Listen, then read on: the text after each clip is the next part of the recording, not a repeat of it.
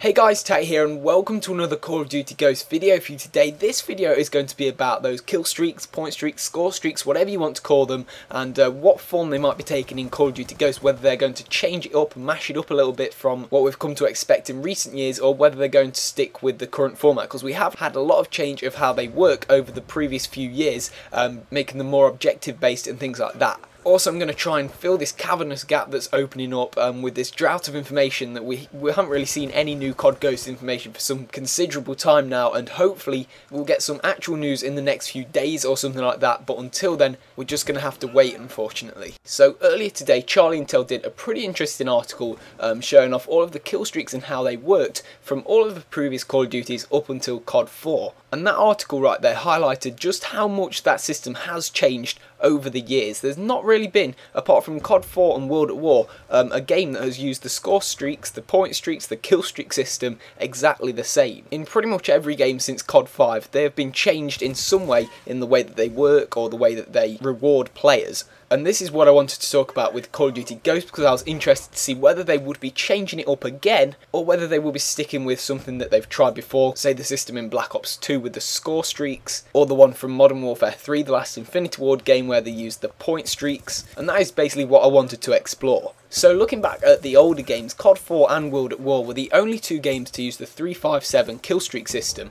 arguably the fairest system and the most balanced killstreak system that you could possibly use, and that was basically where the 3 killstreak was a UAV, 5 was some kind of artillery air support, and then the 7th killstreak in COD 4 was the attack helicopter, the chopper, and in World at War it was the attack dogs. And everything back then was dead simple. You knew everybody had the 357 killstreaks, you knew what killstreaks they had, and for me it generally felt less frustrating and better to play against than some of the CODs that would follow, and from that point on the killstreaks just got a bit more confusing. They started putting more and more stuff into it, starting from Modern Warfare 2 where they introduced 15 killstreaks of which you could choose 3. In Black Ops 1 similarly they had a load of killstreaks that you could choose from, but you had to pay for those with the COD points currency that they had. In Modern Warfare 3 they shook the whole system up again where they introduced the 3 different strike packages. There was the assault package with the normal choppers and lethal killstreaks, there was the support package which never ran out. It wasn't really a kill streak at all, it just carried on even when you died, and that just had like UAVs and stuff in it. And then there was the specialist package which earned you perks every time you got a kill, so that was definitely a lot different from anything we've seen.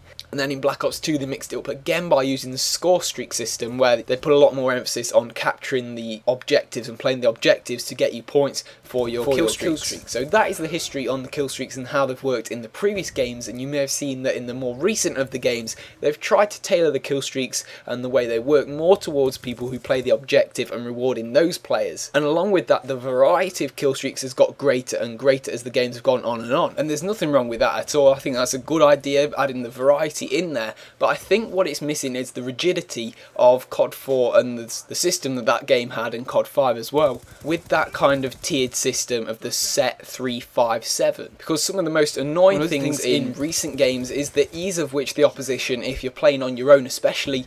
can get the kill streaks if your teammates aren't that skilled, and if they've selected all the higher kill streaks you're basically annihilated from the air and you cannot move around, and it's basically game over from that point on. That is what is slightly more annoying, and the general consensus seems to be that if we had some kind of tiered system like the 357, maybe 300, 500, 700 points if we implement with the score system as well from Black Ops 2, then it'd force players to have to use the kill streaks like the UAV and the Hellstorm missile rather than just bombarding you with attack helicopters and all those higher end kill streaks. So this is how I think it could work. You could have the 3 separate bands. In the first band you'd have the kill streaks like the UAV, the counter UAV, let's just use the Black Ops 2 kill streaks for example. You could have the Hunter Killer, the RCXD in there as well, and then in the second band, the middle band, you could have the kill streaks such as the Sentry Gun, the Lightning Strike, Death Machine, Hellstorm Missile, War Machine, things like that. And then in the third band you'd have the heavier support, the ones that are going to get you the more kills, the ones that are going to reward players more, so you're going to have the heavier air support, the K9 unit, maybe the Orbital VSAT in there as well, so it makes the game a whole lot fairer as we've seen from the COD 5 and COD 4 games.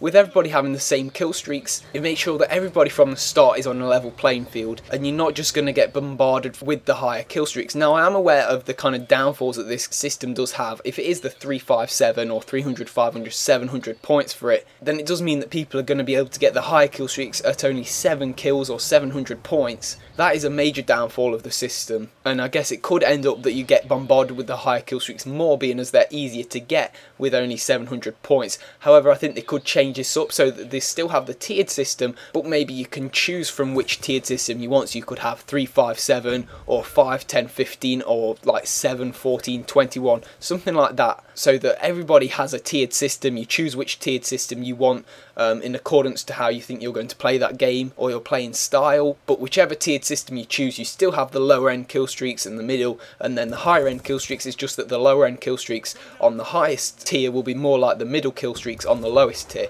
That's a whole lot confusing. I'm hoping I've not confused you too much. I just can't see them keeping the same kill streak system from Black Ops 2 or from Modern Warfare 3, because they just seem to like to change it a lot. And so they are just some of my ideas and some of the general community's ideas as well. Thank you very much for watching, guys. I'm sure you've all got some strong opinions on this subject, so any ideas for kill streak systems or possible kill streaks that you've got, put them in the comment section below and we'll have a read through them. Thank you very much for watching, guys. A quick like as always would be really appreciated. Subscribe for more COD Ghost news, and I'll see you all in a bit. Ciao.